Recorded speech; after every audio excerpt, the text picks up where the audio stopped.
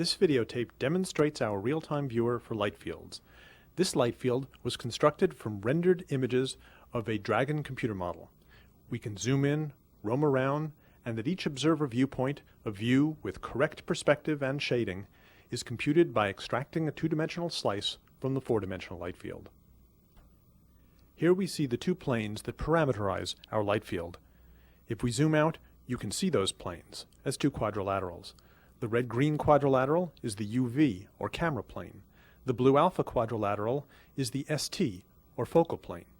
Conceptually, to construct one view, we draw these as two texture-mapped polygons. Then, the red, green, blue, and alpha values become the UV-ST coordinates for accessing the light field. In fact, we implement this entirely in software, and you never see the two polygons. When we construct a light field, we should use aperture filtering to avoid aliasing artifacts. We have not done this in the light field on the left. Each image was synthesized with a pinhole camera model. Notice how the feet jump around. This is an aliasing artifact. The light field on the right was constructed with aperture anti-aliasing, in other words, a finite depth of field. The jumping around is replaced by a blur. This is a low-resolution light field. In a higher resolution field, the blur would look entirely natural. When we draw a light field, we should interpolate among the available samples to avoid the artifacts you see here. If we interpolate on the UV or camera plane, you can see how these artifacts are reduced. If, however, we zoom in, you can still see pixels. Adding another interpolation on the ST or focal plane eliminates these as well. This is now a quadrilinear interpolation which slows down rendering somewhat.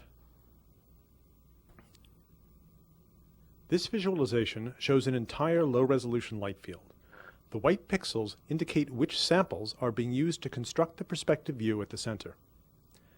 As we zoom in, you can see how these samples disperse throughout the array as you would expect. We actually see two visualizations here. A UV array of ST images on the left, and an ST array of UV images on the right.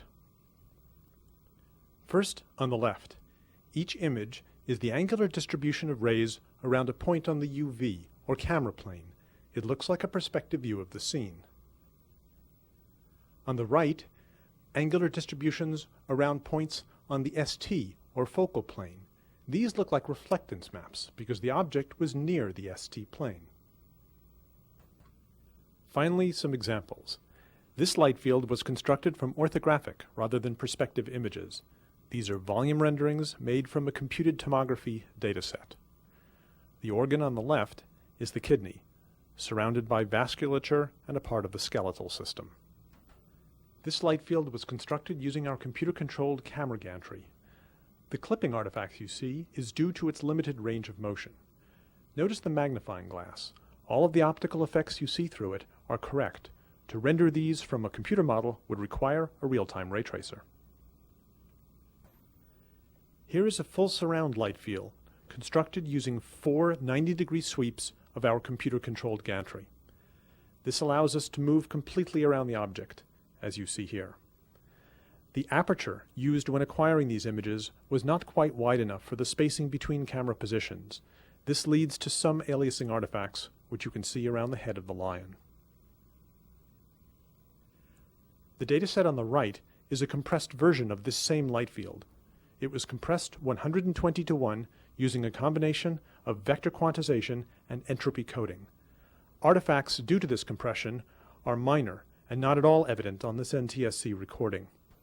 The dataset on the left required 400 megabytes, the dataset on the right 3 megabytes. This final example is a portion of UC Berkeley's Soda Hall. This is an outward-looking light field, and we are permitted to roam around within a 20-foot square region of space at the intersection of two hallways. Walking into one of the rooms we see here would require stitching together multiple light fields.